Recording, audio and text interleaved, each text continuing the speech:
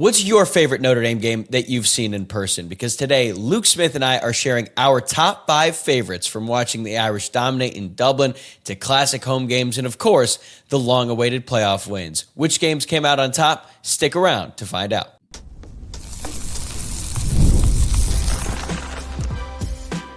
You are Locked On Irish, your daily podcast on the Notre Dame Fighting Irish.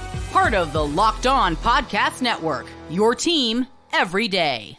What is up and welcome in? This is Locked On Irish, your daily Notre Dame podcast. I'm your host, Tyler Wojciak, a proud Notre Dame alum and producer at Fox Sports who's been covering the Irish since 2020. I'm thrilled to have you here with me on this Friday, May 30th. So happy Friday to you, and thank you for making this your first watch or listen of the day. If you haven't already, make sure to hit that subscribe button on YouTube or your favorite podcast platform. We are closing in on 10,000 subscribers on YouTube, and your support will help us get there. Today, we've got another Top 5 Friday. We've already done a few of these in the offseason. We're going to keep it going throughout the next few months leading up to the season. But this time, I'm teaming up with my good friend and former co-host Luke Smith to share our top 5 favorite Notre Dame games that we have seen in person. I thought this would be a great way for us to take a trip down memory lane, but also for all of you as fans to reminisce about the greatest memories of watching the Irish over the past few decades. We had a ton of fun putting this together, and I hope you enjoy it just as much as we did. Let's bring him in.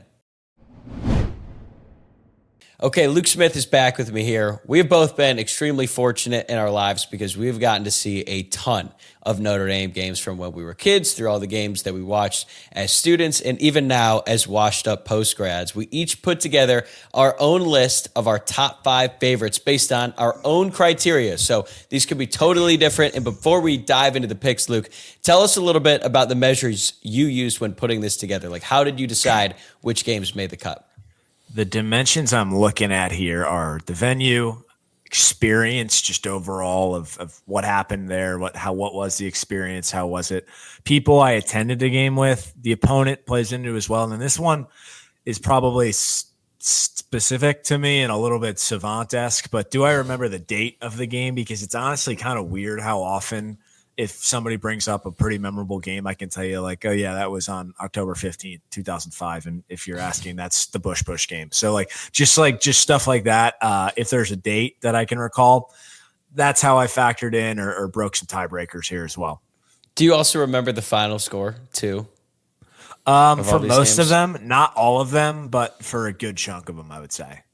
That's a good way to measure it. I went with the stakes of the matchup.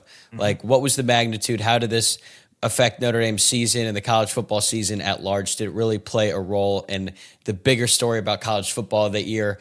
Obviously, the environment is going to play into it, not just the venue. What is the crowd like? What's the scene? Is it at night? What's the weather? Like, all that stuff kind of plays into it there. Opponent, I agree with you. I also looked at, was there a signature moment in this game? Because, as the years pass, I feel like when you think back to these games, there's always like at least one moment in particular that really resonates you. You can remember what happened, how you were feeling in that moment, what you did to celebrate. Were you hugging some random strangers? That's usually a telltale sign that it was truly a special moment. Personal context, what was going on for me? Like, what was I like? How old was I? That played a factor for me as well. And also, this doesn't matter quite as much, but the full day experience, because these games, there's usually a lot of tailgating that's going on before, some celebrations going on after. So now that we've covered all the criteria, we're going to go 5-1 here so we finish up with our top game. But what did you have at number 5? So at number 5, I've got Notre Dame against Stanford in 2012, which October 13th, 2012 to be specific. Irish won that one in overtime, 20-13. You could have heard a pin drop when the refs came back to announce that the ruling that Stefan Taylor came up short stood. That's one of the things I remember most from that day, just how quiet the stadium got when the refs came on to make their ruling there. It's just not many other moments like that where the stadium has been that quiet for a good reason. But that 2012 season was such a magical season, and that win for Notre Dame to move to 6-0 felt like a win that really at that point in my life as a sophomore in high school, I've been waiting for a long time. And that whole weekend was really special. One of my best friends with me who came with me to that game with me and my dad went to college game day. I woke up early in the morning. I think that was the only time I've ever been to college game day. Honestly, wasn't as interested in it by the time college came around, but for a high school kid, it was really cool to see. And the weather that day was nasty. It was rainy, as I'm sure anybody remembers, or anybody who's seen the clips of Louis Nix and Manti Te'o running across the field after that goal line stand would recall. But that weather really seemed to me to enhance the experience. You didn't care how wet you were. It was just kind of a really surreal sight or just feeling in that stadium. And I think as I was thinking back on this, one of the other cool things is this was college game day, but this was a day game. This was when in 2012, I guess we didn't care as much about primetime ratings or putting everything in nighttime. And I remember I wasn't drinking at the point because I was 14 or 15 or whatever, but the tailgate scene after was just all time. People were out there for hours because it was still daylight, rainy daylight at that, but there was still some daylight at the end of that game. So that's coming in at number 5. That felt like a real turning point, too, in that season because Notre Dame, they come out in 2012, they destroy Navy, they squeak by Purdue, then they have a nice win over Michigan State, who was actually ranked 10th at the time. They beat Michigan in one of the ugliest games ever. So going into that Stanford game, they already had 2 ranked wins, but considering what Stanford had done to Notre Dame the last time that they played in South Bend. I remember Andrew Luck and that team just destroyed Notre Dame, just got completely blown out. And Brian Kelly said after the game, like, that is the model. That is where Notre Dame needs to get to. So then for Notre Dame to knock them off in the fashion that they did with the goal line stand, that was incredible. And as I was going back when we were kind of putting this list together, I've been watching some of the highlights from these old games.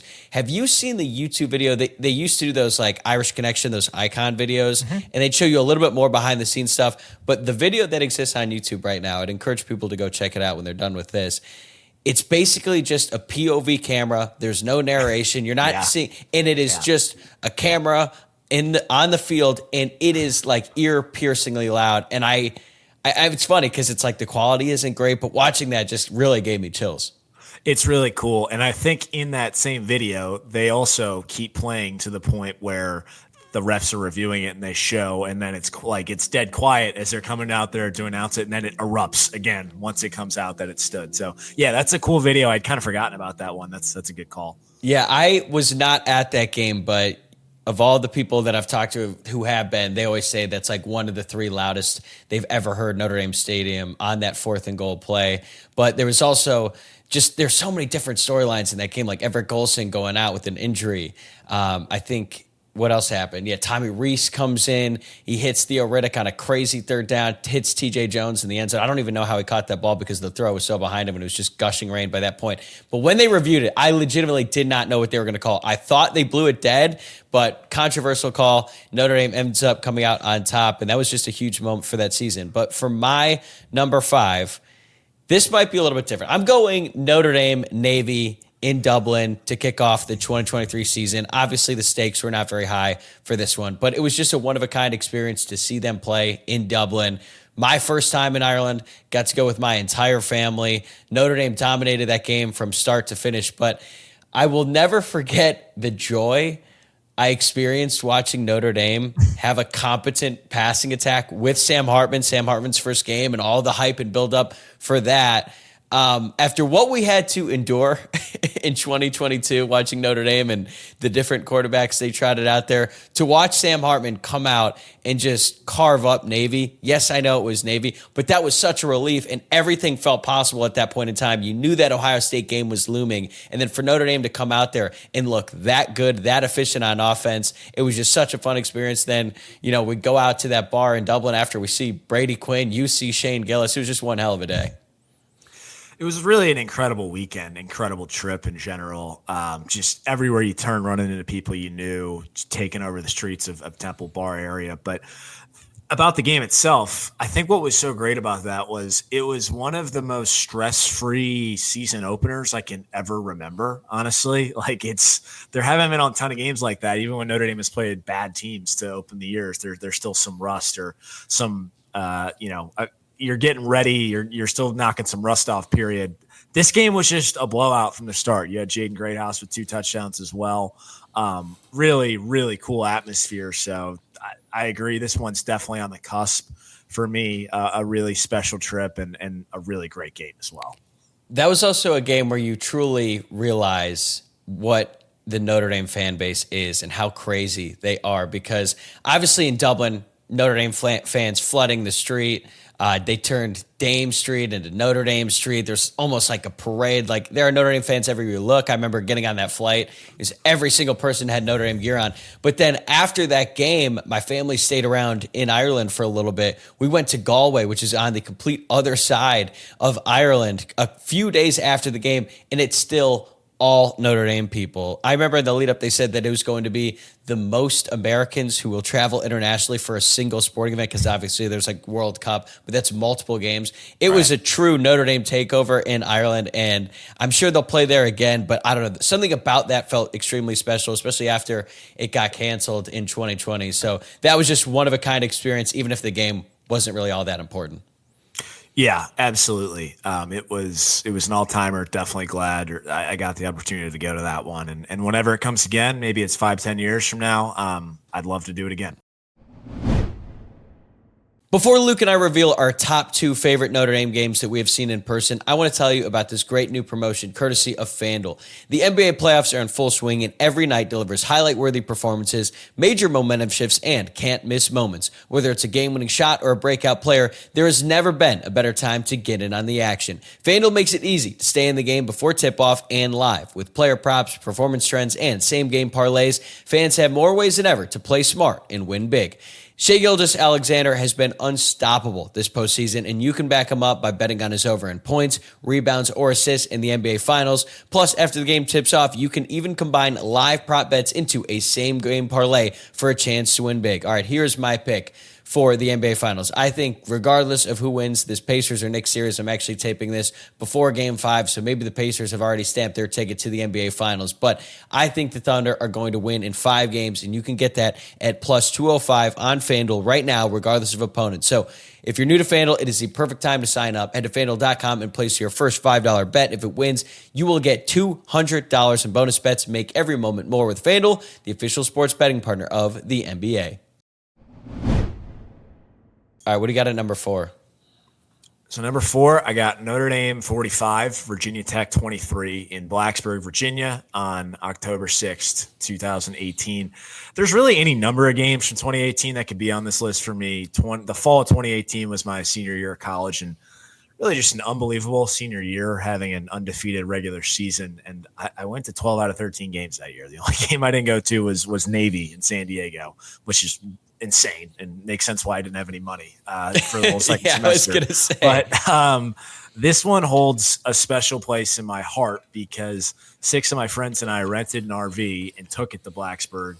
We had to first pick this RV up in Noblesville, Indiana. Shout out to Cruise America, which was the only company that would allow you to rent an RV under the age of 25. And then we drove this 7.5 hours to Blacksburg, where we spent Thursday night in a Kroger parking lot before moving over to the RV lot on Friday. Made all sorts of friends out there, some enemies too. That's another story. But the stakes for this game were fairly significant, but they had kind of been dampened by the fact Virginia Tech had actually already lost to Old Dominion that year, but it was still a top 25 matchup. And to date, Notre Dame had really struggled in big road games. I remember that Friday, ran into some folks at a bar we were at, and we were just talking about the fact that we had not seen Notre Dame win a big game on the road really in our lifetime. Nobody in our group had gone to that Oklahoma game in 2012. So nobody had that on their resume. And I actually found a video the other day where I was giving a speech to my friends talking about casting out the road demons to my friends in the RV lot before that game. And what I actually did was I lit the ticket to the Miami game from the year prior, which had been sitting in my wallet for like 11 months on fire. Sidebar, pretty wild. We still had paper tickets in 2017. Kind of wish we still had those. I absolutely wish we still had those. It's such a pain now getting into these games. Yeah, but as for the game itself, we were pretty dumb 21-year-olds, and we decided to bet the cost of the trip on the game, which was all the money that we had at that point. But thanks to a Julian Love fumble recovery and a Dexter Williams 97-yard touchdown run that silenced Lane Stadium, we had a nice ride home for as hungover as we could be, and we didn't have to drop out of school. So so that was a pretty special one, and definitely one that makes the top 5 of this list pretty easily. That really had it all. Not only did they get the big win, you're having a legitimate sacrifice of a physical ticket. Yeah. You exercised some demons along the way and came out even financially. Stay liquid. Yeah. Okay, so when you first put this on the list, I was kind of surprised, but now that you've given the whole backstory, I get it now. I do think that's worthy. And also, to your point about the Miami game, like the talk all offseason, it was one of the biggest questions to Brian Kelly was, how are you going to prepare your team to play on the road? Because they were grossly unprepared to play in Hard Rock Stadium in 2017. And I remember him saying that, like, I think they were playing like Enter Sandman during practices at camp back in August. Like, they had prepared for months on end for that game. And I think from you and other people who I talked to who've been to that game, they said the environment was actually pretty underwhelming. Like the Enter Sandman thing when Virginia Tech comes out of the tunnel was cool, but then the rest of the game, it wasn't nearly as loud as people kind of hype it up to be. But hey, they've got their entrance, and certainly Virginia Tech leans into that. But I want to go to my number 4 here. This is a game that I'm sure every Notre Dame fan will remember. 2006, Notre Dame 20, UCLA 17. Going into that season, Notre Dame was ranked 2nd in the country. They were number 10 when this game kicked off because they were still kind of trying to get back on track after Michigan embarrassed them at home. And I think it was like week 3 of that year. So they're kind of getting back to not necessarily living up to the preseason expectations, but they look a lot better than they did in that game and even the following game against Michigan State. And it felt like if they won out, they could still potentially make the BCS National Championship, or at the very least just make a BCS Bowl. It was a beautiful day. I was 10 years old at the time, and I think I found out that I was going the night before. I don't know how my dad got tickets. It was sort of a spur-of-the-moment thing, but it was just him and I. We go to the game, and the game sucked for about 59 minutes. It was boring. It was ugly. Yeah. Like, it was so frustrating because they couldn't move the ball in UCLA, and for, all the faults of that team, moving the ball on offense was never really an issue, but for whatever reason, they could not move the ball. They kind of get a fortunate call, if I remember, but they get the ball back after not being able to move the ball on offense all game long. They go 3 plays down the field, Quinn to Samardzija for the go-ahead game-winning touchdown. And at that point in my life, I was 10 years old. I looked at Brady Quinn and Jeff Samardzija and Tom Zbikowski. I looked at them as superheroes. So for them to connect on that game-winning touchdown, like, I was euphoric in that moment. I think my dad even had to lift me up so I could see over the adults in front of me because I was so small. And that was just an all-time moment. So even though the game was terrible, that signature moment is just, it's really unparalleled compared to some of the plays I've seen in that stadium. And I remember meeting Brady Quinn for the first time through a Fox event. I brought it up to him that I was at that game, and he apologized because of how bad and how ugly that game was. But the ending was so thrilling, I had to put it on this list.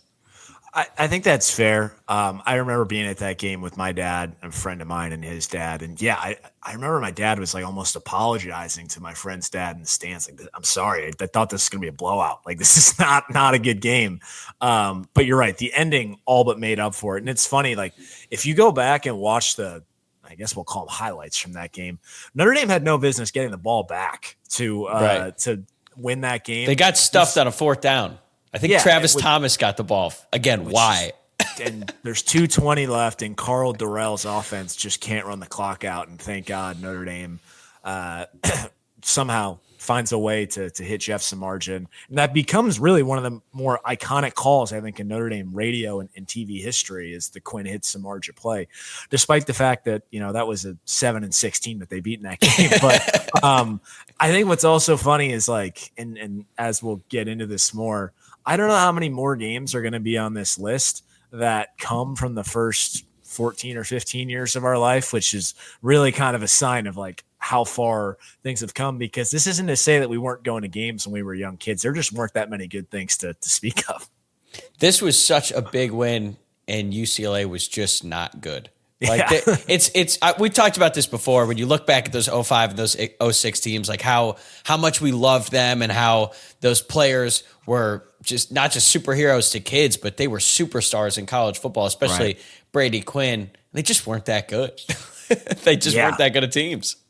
Yeah, I mean, fun offense, but man, the defenses had some left something to be desired. That's for sure. Yep, and they let a lot of points on the board. All right, what do you have at number 3? So this one, I think the statute of limitations are up on this one now, 5 years later. But sure, you can say it. Yeah, so Notre Dame 47, Clemson 40 on November 7th, 2020 in South Bend. Yes, otherwise known as the DJ Uiagalelei game, the COVID game, the no Trevor Lawrence game where Notre Dame upset number 1 Clemson. What I remember about that weekend was it was a 75-degree day in South Bend in November, which when the weather's nice like that in November, you just kind of get this feeling like this is going to be – it doesn't happen very often. It's like this is going to be kind of a magical weekend. And they were only letting students in, right? A lot of my friends came in town for that game despite the fact that we were, I guess, a year and a half out of school at that point. And I got lucky enough to buy a student ticket off a student that didn't want to go to the game. Shout out to this kid that was from Ireland that wanted to just sell his ticket instead of going to the game. And I had an old student ID and I got into the stadium. And it was really electric from the jump, particularly for a game that had 10,000 people. And I remember walking in and they're playing Phil Collins in the air tonight. And then on the first official play from scrimmage after a penalty, Kyron Williams goes 65 yards to the house, and it's on. I want to give Andrew Ingram a shout out for this one because he snuck into this game the same way I did. And I think like one of the more ridiculous parts of this game was this was one of the most like intense feelings I've ever had in a game because there weren't a lot of good things going on. And there were a couple times where it felt like Dabo has really had the refs in his back pocket. And so like, we're getting worked up. We're not happy. And as you'll recall, it's during COVID. So you had to have masks on in the stadium. And there is this couple sitting next to us in the stand, students, probably freshmen and well overserved. And they are making out the entire third and fourth quarter. And so like Andrew and I did not know where that was going. Yeah. We are so like pissed off about what's going on. And then we just look at them and like kind of get more pissed off. Like, why aren't you watching the game? But also be like dying laughing at just how absurd it was. So when he listens to this, he will remember that because that is something I will never forget from that game. And, Notre Dame, the Ian Book leads a drive, hits the big pass play to Avery Davis to tie this thing up, hits the 2-point conversion or hits the touchdown. And for them to win that game in overtime, you've just been waiting for Notre Dame to beat number 1 my whole life. And like I said, there was nothing else really positive going on at that point in time. So that was a special, special night, and I wasn't supposed to be there. So I'm glad I got in there. I mean, beating number 1 at home, it gets the people going in more ways than what it seems like. But that was the only good thing that happened in 2020. And from the moment I woke up that day, I was working at ESPN at the time. I had work all day, but I knew that I was going to get home with probably like 5 minutes to spare. I was already like going through my whole day minute by minute, thinking like, all right, if I leave right at this time, traffic shouldn't be that bad. I'm going to get back to my house. I will be home right in time to watch the start of the game. I was so crazy that I literally, before I left for work, I felt the need to turn the TV on and put it on NBC so that way I would not miss a second, maybe 5 seconds of action between the time, if for whatever reason I had gotten home late and I would miss an extra 5 seconds. So I come home. I remember Mike Tirico brings us into that game. And from the moment that game started, when Kyron Williams scored that touchdown, you just knew it was going to be different because so many times Notre Dame would play in these games, they'd get bounced early. Like the first quarter would go bad, and then they try to come back, and there was just no chance. So for Kyron Williams to come out and just deliver that first blow was so big. And then after that, I mean, there were just so many twists and turns in that game. At one point in the first half, felt like Notre Dame had him. I mean, Jeremiah Owusu-Koramoah scores a touchdown. Everything is going their way. Ian Book fumble later in the game. It feels like, oh no, that's going to be the moment in this game, and Clemson's going to go on to win. But then for Notre Dame to rally back, and then just in overtime, just bludgeoning them with Kyron Williams running duo, they get the win. And you and I were at the ACC championship for the rematch. I'm going to go ahead and say that game is not going to make this list, but at least we got that one in early November. Yeah, I mean, if we did the inverse of this exercise, it might make that list. Which we will. Yeah. Are we going to do most painful losses, or just because if we do most painful, I mean, that was painful in a different way because it was just a beatdown and we're just miserable the whole time. But then there's like the Ohio State 2023, which is in a class of its own.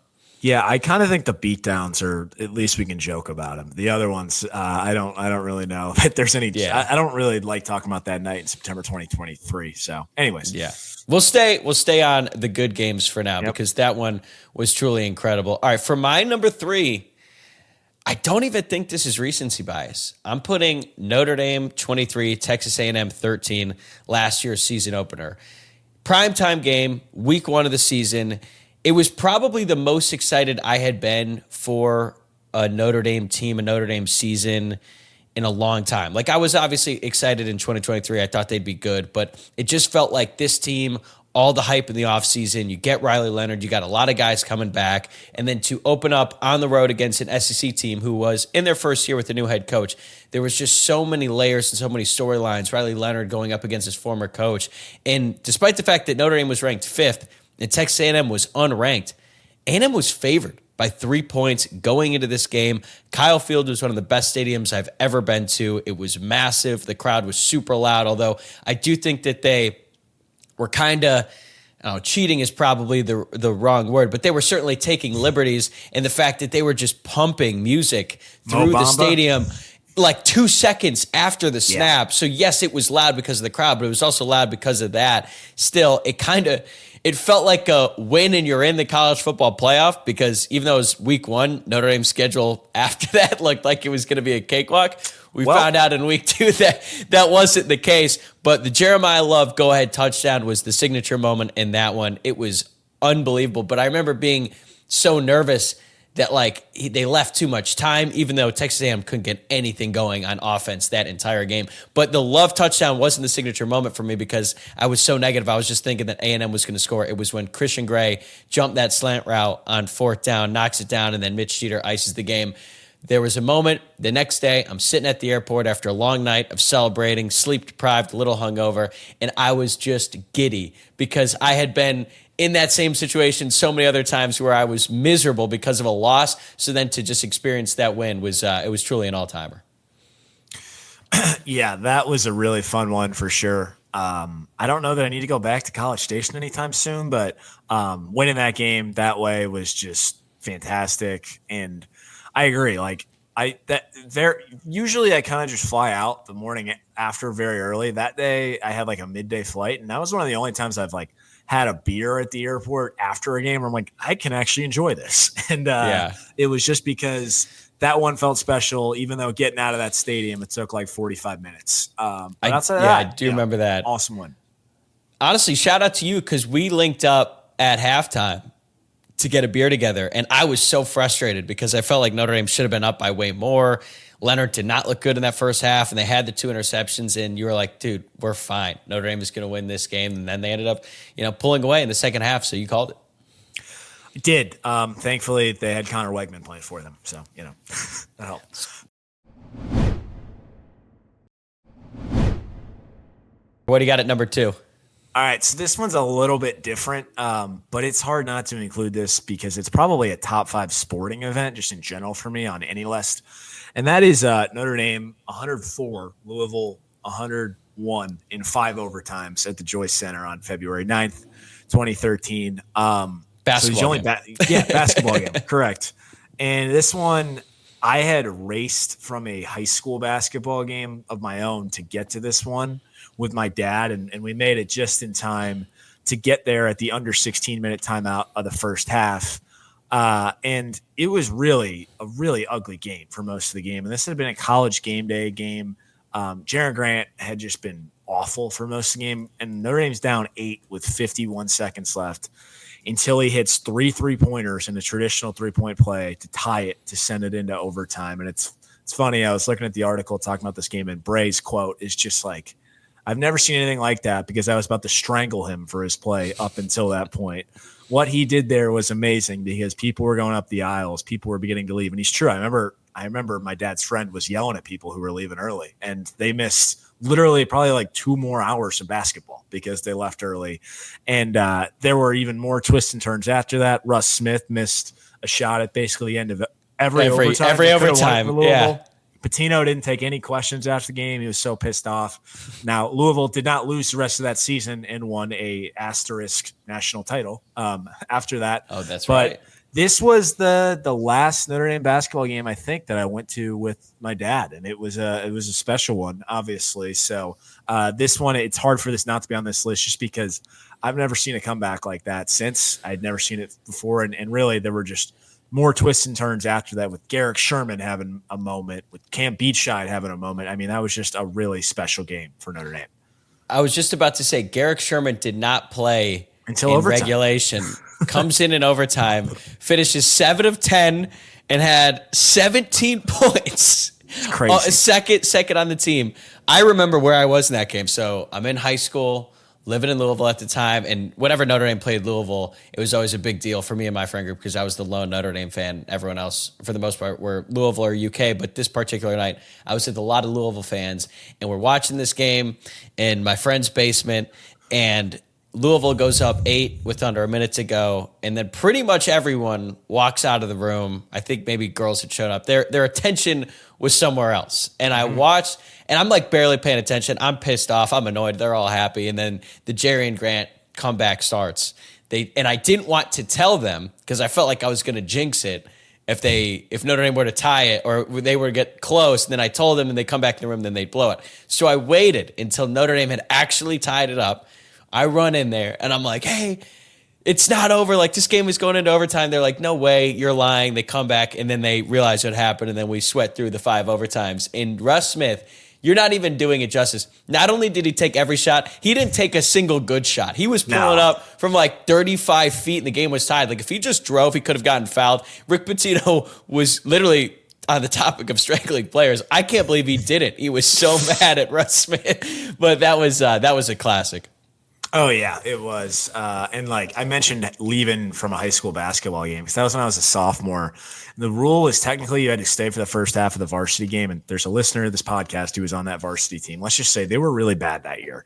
And shots fired. And I mean, he will agree with me. He was good. He didn't have a lot of help around him. But my dad that day was like, we are not staying to watch them get 30 piece. Let's go to the Notre Dame game. And thank God we did, because that was an epic rounder. It was, as Mike Bray called it, a 20-round fight. So all-timer, and that's why it's on this list. It's the only basketball game for me. Look, if we're going to get a basketball game on this list, that's going to be the one. It could have been Notre Dame, Kentucky, but again, we'll save that for that episode when we're just going to be miserable. Okay, so my number 2 was number 1 for a long time for me. I didn't think that anything would really touch it in terms of a regular season game, and actually this is the highest regular season game I have on the list. But I'm going Notre Dame, USC, 2017. Notre Dame won that game 49-14. And it was a top 15 matchup. Notre Dame was ranked 13th. USC was 11th. So top 15 matchup, 2 one-loss teams. Both teams have playoff aspirations. Notre Dame had looked really good since they lost at home to Georgia in, what was it, the second game of the year? It was very early on in the season. Arch rivals, Sam Darnold was the quarterback at USC, and Notre Dame was a slight favorite in this one, but a lot of people were picking USC because they were the underdogs, and I just remember it was my senior year. It was first game back after fall break, and there was not a better weather day in the history of South Bend at this point in the year. It was like late October, 75. It was hot. I went to the game, I think, in a polo and shorts, it never happened at that point of the season, and I think we paid the price for that game and the weather in that game the rest of the way, because if you remember, NC State, Wake Forest, all those games had just miserable weather the rest of the 2017 season. But Sam Darnold fumbled on the opening drive, and that was basically the game. Notre Dame would end up going up 28-0 in the first half. They rushed for 377 yards in the game, and there was actually a point in the second half where USC was fighting back a little bit. The score was 35-14, and you're thinking, what? Like, not that it was dicey, but it's like, okay, maybe this game will have a moment here in the second half. And then as soon as Notre Dame got the ball back, Josh Adams runs 84 yards for a touchdown. Notre Dame goes up 42-14. The whole fourth quarter was just a party because, like you and I have talked about many times before, there was a point when we were kids we didn't think Notre Dame would ever beat USC. Now they are just throttling them on the biggest stage, and that was truly it's just an all-time game. For sure. And until the last 5 years where some of these more recent games have happened, this was a surefire like top 3 for me. But I gotta be honest, it got left out because I didn't recall the exact date on it. And I'm gonna attribute that to my college brain, which was, as you mentioned, coming off the heels of fall break. I had gone to Tuscaloosa and Talladega before that week. And I'd also gone to the Cubs getting eliminated by the Dodgers in the NLCS that Thursday night before going back to school. So I think my head, I don't remember how things all meshed together. But what I do remember is that I had my younger brother sit in the student section for that one. And you're right. Like for a long time, that was the best home game I had ever attended. It was an incredible experience. And it was really just on from the moment Sam Darnold fumbled that first snap. It felt like Notre Dame had a legitimate shot after that game. I didn't really take them too seriously because we didn't realize how good that Georgia team was. So you're thinking, oh, maybe they can finish 10-2. But then the way that they beat them and the fact that they just could run on everyone, that team was averaging over 300 rushing yards going into that game. So then they followed that up with a big win over NC State, who is also ranked pretty high at the time. At that moment, everything felt possible before ultimately everything went south in Miami.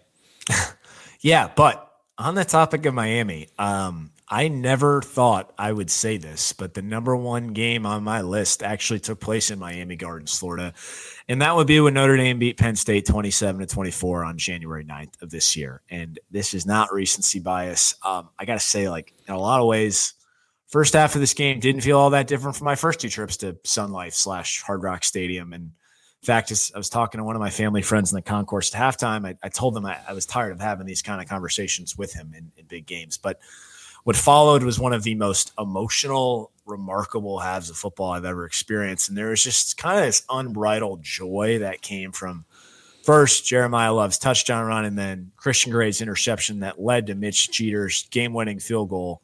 Just that feeling it's indescribable. And I remember sitting there like as it's sinking in as they're on the podium and they are presenting the Orange Bowl trophy and you realize Notre Dame's going to the national championship game. It's just like it feels surreal. And it's something I hope to experience again, hopefully a number of times. But that was the first time where it felt like Notre Dame had earned its way into the national title game. And what was best was that next morning going through security at the airport, seeing Penn State fans just absolutely dejected. Couldn't happen to a better fan base. It was incredible. And this one takes the cake for me just because in a lot of ways it never should have happened with how banged up and how backs against the wall Notre Dame was. That's a good point because I remember at one point during the first half, I think after Riley Leonard went down, where I pretty much resigned myself to the fact that, you know what, this game's probably just not going to go Notre Dame's way. It just felt like anything that could go wrong did go wrong. Then you lose Riley Leonard and you're thinking, look, they already have just so many injuries that have piled up. And now it's going to be the quarterback. So things were looking really bleak. Steve Angeli comes in. They get that field goal before the half, and you're thinking, okay, they've got a chance because they get the ball back to start the second half. You realize how important that drive was going to be. They go down and score, and all of a sudden, everything changed. That felt like a 17-point drive, basically, because now not only are they in it, it's tied. And then the rest of the game, the twists and turns, like the highs and lows, because then after Riley Leonard's interception, you're thinking maybe it is over and that's going to be the play. And then all the people who hated Riley Leonard are going to point to that and be like, he blew the game, he blew the season. And, you know, you didn't know it was going to happen. And then he hits Jane Greathouse with a touchdown. Like there were so many signature moments from that game that it makes it so special. And I have a feeling that everyone who is watching, everyone who's listening, if you were at that game, that's probably your number one. Yeah, and I mean, really, what the moment would have been without that comeback, it would have been we never would have stopped talking about the refs for that god awful pass interference. The PI, and that's right. And I remember being so heated in the moment, and I never would have forgiven the Big 12 conference. I would have made it my personal mission to make sure that the conference absolved. Like just I would never have forgiven them. So I'm glad I don't have to hold that grudge. Yeah, Brett Yormark would not know peace. Luke Smith would never allow it. I would badmouth him. So I was not at this game. As a matter of fact, I had quite a different experience for this one, and I'll never forget this because this happened. This game happened maybe 3 days after the LA fires, and it was a very weird time. I was obviously stoked to have Notre Dame in the college football playoff, but you think about like Notre Dame, Georgia, there's the terrorist attack that happens the day before the game, and then Notre Dame wins, but they're playing on the different day. It's the middle of the day on a work day. So like that kind of felt strange. And then you're going into this game against Penn State, and the fires were they weren't even fully contained at this point, but I think a lot of it had calmed down a little bit at this point. And I remember I'm coming home and I'm getting ready to watch this game, and all of a sudden my phone starts buzzing, and it's a mandatory evacuation order from LA County.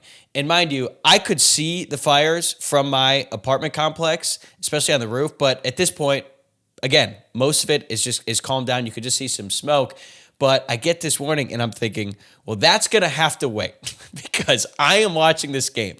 I did not even think about evacuating at that point in time. But as it turns out, it ended up being a false alarm, a crazy false alarm. Like, someone had to be fired for that happening. But I remember seeing that and just being like, doesn't matter. I'm watching this game. We'll deal with it when it ends. Fortunately, we realized it's a false alarm. Notre Dame wins. Everyone ended up being okay. But it was just a wild experience for me from start to finish. Yeah, I forgot about that. Wow, that's insane. Yeah, you're right. That was a strange period of time between the terrorist attacks and the fires. It was kind of spooky, and these games were really some I guess beams of light at that time. But yeah, wow, that was interesting for sure. All right, I haven't even gotten to my number one yet, and again, it's a recent one. That same playoff run. I've got Notre Dame 27, Indiana 17, the first home playoff game in the history of college football. That was just one of a kind, like an electric day, unbelievable game. You and I were there. We get to South Bend. It was so cold. Probably the coldest Notre Dame game I've ever been to, and we were gearing up to be outside all day long. But it was awesome, and I feel like the fact that it was the first home playoff game made it great. But then also the fact that it was Indiana, I think added a whole nother layer of intrigue because Indiana fans were so cocky going into that game. Like, I didn't have any hate for Indiana before that, but man, by the time they kicked off, I was not happy to see any Indiana fan in the crowd. They were all pumped up after the interception on the opening drive. I've talked about it before. I had a nightmare experience getting into the game.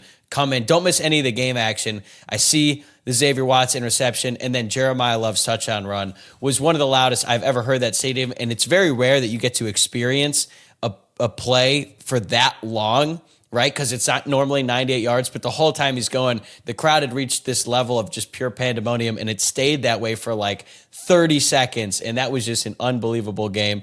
Just insane atmosphere, and the fact that it was at home too, that's my number one. And I didn't think anything would beat Notre Dame USC, but a home playoff game will do that to you. Yeah, I don't disagree with this, and honestly, it feels wrong that I don't have this on this list. I've talked to numerous people recently. My mom, one of her friends from law school, who also said that like this is one of their favorite days in South Bend ever. And these are two people that were in their third year of law school. That last year Notre Dame won the national championship, and this one's up there. And I agree. Just like the tailgate was very festive. Everybody was in such a good mood. Besides the Indiana fans who were kind of a little prickly. I'll never forget walking in and like guys asking me if I went to Notre Dame, which like I did, but then like just kind of keep pushing me on it, which kind of just seemed like a tool because you're wrong. Like also, and it's just a stupid question. It's a stupid insult. Yeah. Yeah. So anyways, was really upset to see them have such a bad time. But yeah, that one was a really, really special day in South Bend. I think that shows you why doing this exercise is so fun because you are like our fives are completely different, and you and I went to a lot of the same games here. I just think that the experience is different. The people who I sat with during the game, shout out to Jeff and Tom Melsheimer who hooked us up with the tickets. That was just one of those games where there's so much hype, there's so much tension going into it, and then pretty early on you realize that Notre Dame was just so much better than this team. And I remember not like I was nervous at the end of the game. I was more so annoyed because I remember thinking Indiana fans are going to skew this in a way that it doesn't adequately represent just how bad of an ass kicking it was. And boy, have they. Like I thought they'd have a little bit more pride than doing what they did. But also we haven't even touched on Signetti and all the trash talk he was doing. I didn't obviously watch the College Game Day segment because it happened like probably while we were trying to get in the game. But I remember getting texts about it, and they were like, yeah, Signetti says that they don't just beat ranked teams, they beat their ass and all this stuff. And I'm thinking, man, like he is super confident. And then for him to just tuck his tail in between his legs and call the most conservative second half I have ever seen was embarrassing on his part. But man, did I enjoy that. Oh yeah, no doubt about it. Yeah, that was a special one. All right, now let's get to some honorable mentions that just missed the cut. And honestly, we could do a whole nother episode on these games. You don't have to go like too deep into any of these, but tell me the games that you were thinking about that didn't make the cut. So honestly, like there's a bunch of Stanford ones, which it goes to show you how far Stanford has fallen off. But the 2018 one, when Notre Dame just kind of takes Stanford out to the woodshed, beats them 38-17. That was a top 10 matchup. I remember calling as soon as I see Dexter Williams on the field that he was going to take his first carry to the house, and he did. That was an awesome weekend, one of my most favorite weekends of college. 2014, Everett Golson hits Ben Koyak in the corner of the end zone on fourth, I've got that one too. Down. Yeah, Notre Dame wins 17-14. I had the USC blowout in 2017 as well. Had Notre Dame just stomping Wisconsin in the fourth quarter in 2021 at Soldier Field, 41-13. I mean, just a ridiculous fourth quarter. And it was such an early game that then the rest of the day was kind of ours, which was really nice. And then the last two both involved Texas. Notre Dame stomping Texas 38-3 in 2015, first game as a student. And then I've got the College World Series game on here in Omaha when Notre Dame beat Texas 7-3 in 2022. That was also a really, really fun atmosphere. I don't know if Notre Dame's ever going to make it back to the College World Series, but man, am I glad that I went because that was an incredible atmosphere. And then just seeing Notre Dame win a postseason game like that against a traditional power like Texas, we were sitting in the parents section. It was a blast. Yeah, I have a lot of the same games as you did on the honorable mention. I've got Notre Dame, Michigan, 2018 season opener. Chris Fink touchdown happened like right in front of me. That was an awesome game, and there was a lot of hype, a lot of build up for that one because considering the way that Notre Dame started off 2017, they didn't finish strong, but then you looked at that 2018 team and you're like, man, if they can get by this, they have a real shot here at running the table. They ended up finishing that regular season undefeated. That was the best win of that regular season. I've got the Koyak game winner. Although the one bad part about that game is that might be the coldest I've ever been in the stadium because that weather kind of snuck up on everyone. Yeah. It was 35 and rainy, but I think it was like 10 degrees lower than most people anticipated, so I was not prepared for that at all. Unlike Indiana, where I was more than prepared. I was the warmest person at that game by far. USC 2024, that was an awesome experience at the end when like Christian Gray and then Xavier Watts take the pick six to the house, but it actually was not as enjoyable through like the first 3 quarters because it was so stressful. And then it felt like more of a sigh of relief, and then you could enjoy it that, hey, Notre Dame's going to the playoff. I got Notre Dame, Tennessee in 2005, the Tom Zbikowski game, returned a punt for a touchdown, returned an interception for a touchdown, and almost returned another one for a touchdown in that game. That was crazy.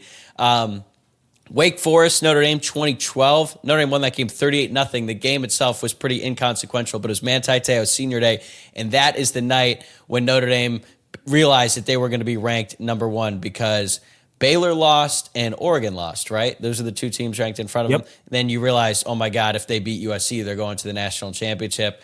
Notre Dame 38, Texas 3 in 2015, and I'm with you. Notre Dame 41, Wisconsin 13 in 2021. That game, Notre Dame was actually down going into the fourth quarter, and then they won the game 41-13, and then we all celebrated at Nolly's. Yeah, but shout out to our guy Graham Mertz because he somehow still got drafted despite the fact that we get it, he sucks. Yeah, if you weren't around for the Sons of Saturday days after that game, I will never forget all the Notre Dame fans chanting in the bathroom, Graham Mertz, because he really just, I don't even know what happened to him. And then finally, this Wisconsin fan shut it down by saying, all right, we get it. He sucks. And the chant stopped. And we were like, all right, let's get to the part. Well, we will celebrate on our own time, but we will not celebrate on his grave anymore. But that's all I got, Luke. This is an awesome walk down memory lane. I loved hearing the list, and now we got to do the opposite of this, and maybe go through the 5 most painful losses. Yeah, probably won't be as fun, but for the audience, might be more comedic. So can't wait. Yeah, we're gonna have to figure out a time when we're both in like such a good mood to do that one. To bring us down. Exactly, because if we start in a bad place, it'll finish even worse. Yeah, exactly. All right, looking forward to it. That'll do it for this episode. Thanks again for making Locked On Irish your first watch or listen of the day. And thank you for tuning in all week long. I'm going to be back on Tuesday of next week. In the meantime, don't forget to subscribe on YouTube or wherever you get your podcasts. I hope you have a great weekend, everybody. I'll see you Tuesday.